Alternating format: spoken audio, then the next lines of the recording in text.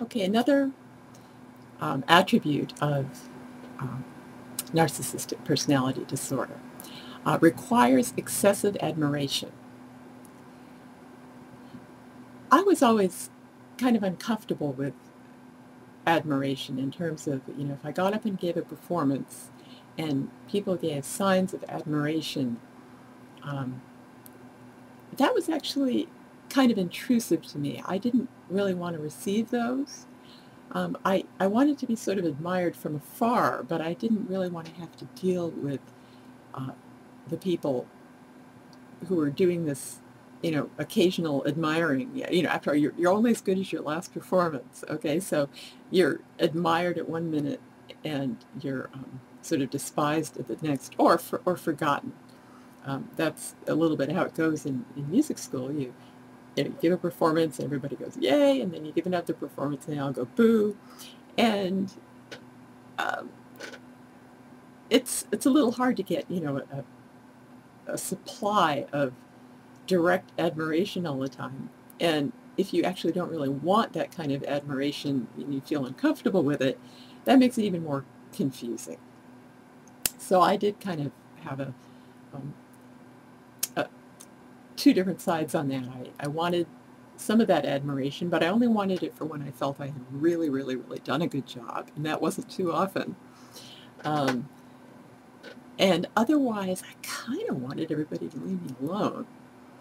Um, and then, of course, that was the Asperger's kicking in, I guess. So, I wanted to be able to do my practicing, do my 5 hours of practicing, and not have anybody interrupt me. Um, that was very, very important to me and caused me to do strange things sometimes, like kick in doors trying to get to practice rooms. But anyway, has a sense of entitlement, unreasonable expectations of especially favorable treatment or automatic compliance with his or her expectations.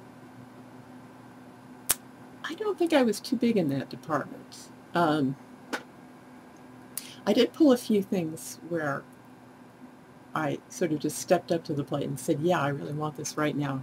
Just give it to me. Um, Going on summer programs after I'd done sort of extraordinarily awful things that anybody should have been kicked out of school from. Um, just walking in and just thinking, oh, yeah, I'm going to go on the summer program after that. Yeah, no problem. Okay. But, I think that was maybe perhaps a function of my age at the time. Is interpersonally exploitative, i.e. takes advantage of others to achieve his or own ends. Okay, this particular quality I don't think that I possess in any major degree at all. I would say that it's fairly antithetical to the Asperger syndrome personality. Um, Asperger's people, Aspies, um, I'm speaking for myself. Maybe other people agree or disagree, but we like things to be very fair. And exploitation just is not fair. And so generally, we're just not going to do it. I mean, your typical Asperger's person is not going to be a bitch, and they're not going to exploit you, and they're not going to be catty, and they're not going to do any number of kind of standard things that you might expect from just the average person, and that those who have a narcissistic personality would probably do even more. Okay, so interpersonally exploitative, I don't think that is something that would overlap between Asperger's and narcissistic personality. Okay, is often envious of others or believes others are envious of him or her. Yeah, that happens in music school.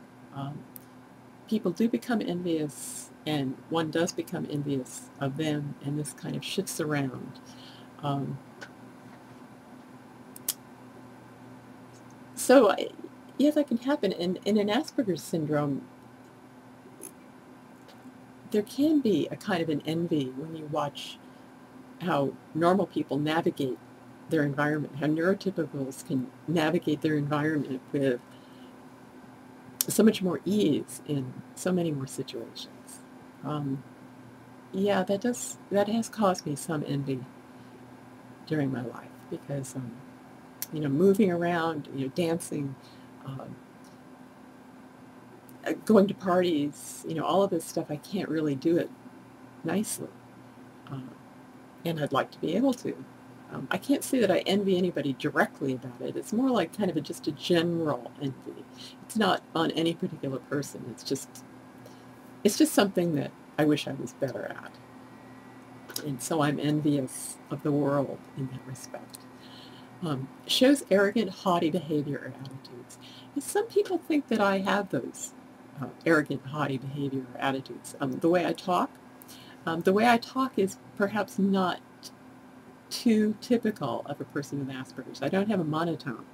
I do have a few strange repetitive movements that I do, a few things I do in my mouth, my lips, my tongue, I press my lips together, I do a tongue thrust, maybe to deal with a dry mouth or something.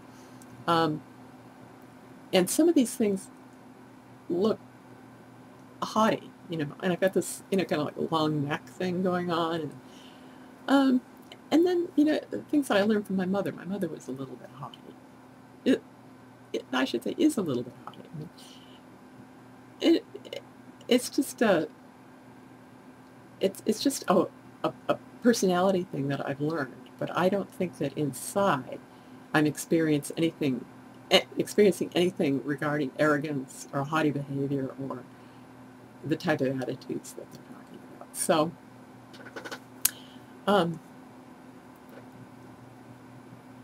just in the general sense of conscience and fairness and